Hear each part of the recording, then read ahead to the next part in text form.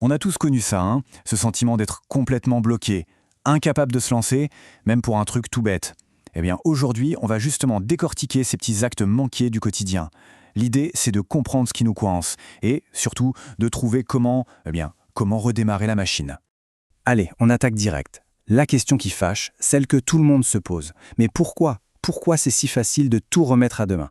C'est vraiment le cœur du problème et c'est par là qu'on va commencer. Bon, pour commencer, essayons de mettre un mot sur ce phénomène. On va s'intéresser de plus près à cette espèce de force invisible qui nous cloue sur place au quotidien. Appelons ça l'inertie quotidienne.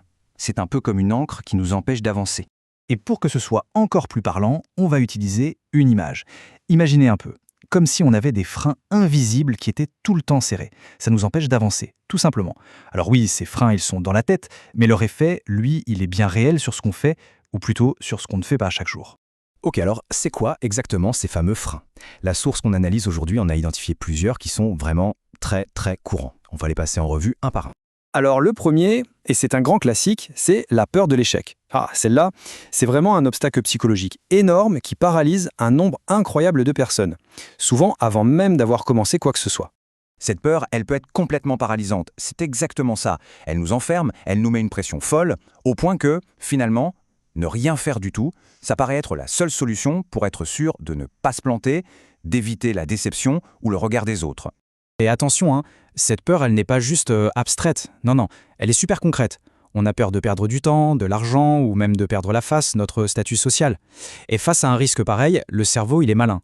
Il choisit souvent le chemin le plus simple, celui de la moindre résistance, c'est-à-dire ne rien faire.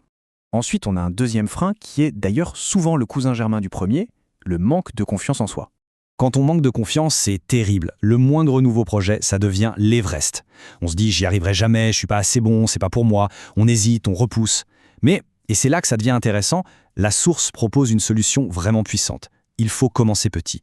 C'est en collectionnant les petites victoires qu'on se muscle la confiance. Et c'est cette confiance qui permettra ensuite de s'attaquer à de plus gros morceaux. Bon, et bien sûr, comment parler d'inaction sans évoquer la grande star, la championne toute catégorie, la procrastination. La procrastination, on la connaît par cœur, cette petite voix qui nous dit « Allez, c'est bon, tu feras ça demain ». En fait, c'est un pur mécanisme de défense. C'est juste notre cerveau qui essaie d'éviter un truc qui, sur le moment, a l'air pénible, compliqué ou même un peu angoissant. Mais alors, pourquoi on procrastine ? Eh bien, très souvent, c'est bête comme chou. C'est juste qu'on ne sait pas par quel bout prendre le truc. La tâche paraît immense, une vraie montagne. Du coup, la stratégie numéro 1, c'est de la découper.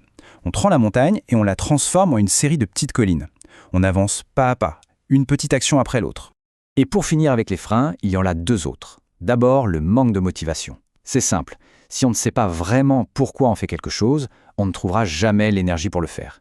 Le pourquoi est essentiel. Et puis, il y a la pression sociale. Parfois, le problème ne vient pas de nous, mais des attentes de la famille, des amis, de la société. Et ça peut complètement nous bloquer. Bon, ça suffit de parler des problèmes, on a bien identifié les freins, maintenant on passe aux solutions. C'est la partie la plus intéressante, la boîte à outils.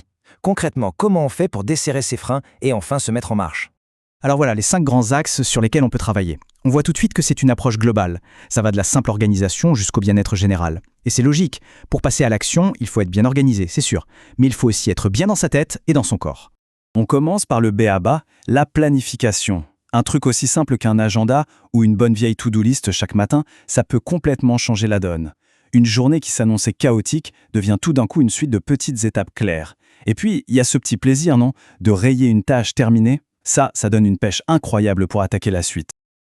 Et la technique Pomodoro, pour tous ceux qui ont tendance à remettre à plus tard, c'est juste génial.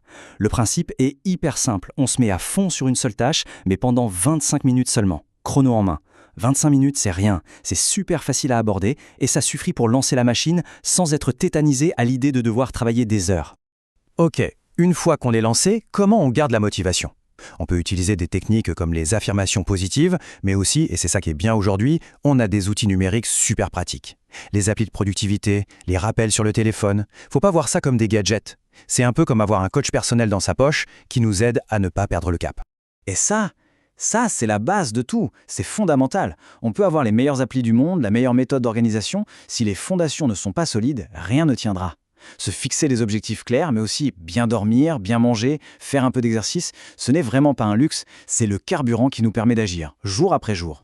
Voilà, on a vu les freins, on a vu la boîte à outils, mais au final, tout ça, ça se résume à une seule chose. Une idée toute simple qui est vraiment le point de départ de absolument tout. Et cette phrase, elle résume tout. L'idée, ce n'est pas d'attendre d'avoir le plan parfait ou la grande illumination. Non, le secret, c'est que très souvent, c'est l'action qui crée la motivation et pas l'inverse. Le plus petit pas qu'on puisse faire est 1000 fois plus efficace que la plus grande des intentions.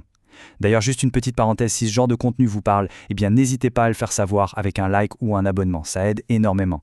Fin de la parenthèse. Du coup, pour finir, la vraie question, ce n'est pas comment est-ce que je vais tout révolutionner demain, non. La vraie question, c'est quelle est la toute petite chose, le premier pas minuscule qu'il est possible de faire maintenant, là, aujourd'hui.